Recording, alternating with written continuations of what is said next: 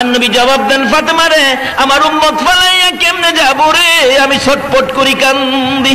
ফাতেমা বলেন, বাবা এই জমিনে উম্মতের জন্য এইভাবে কান্দেন। আমি ফাতেমা আপনার পাশে থাইকা সান্ত্বনা দিলাম, আপনাকে বুঝাইলাম, মাথায় হাত বুলাইলাম।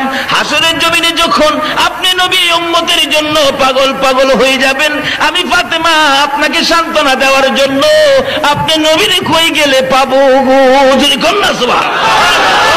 আমার নবী বলেন, ফাতেমা রে, পাবি রে, আমারে পাবি। কোথায় পাবো? একটা ঠিকানা দিল, ফুলসিরাতের কিনারে। রে ফাতেমা, ফুলসিরাতের কিনারে যদি আমারে না পাও, তাহলে দৌড়ে যাবে রে জাহান্নামের দরজায়।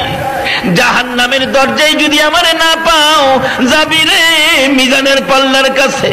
মিজানের পাল্লার কাছে যদি আমারে না পাও গো ফাতেমা, যাইয়া দেখবি রে আমার উম্মতের ব্যথা বুকে লইয়া আল্লাহর আরশের নিচে সেজদায় পড়ে উম্মতি উম্মতি বলে কান্দি।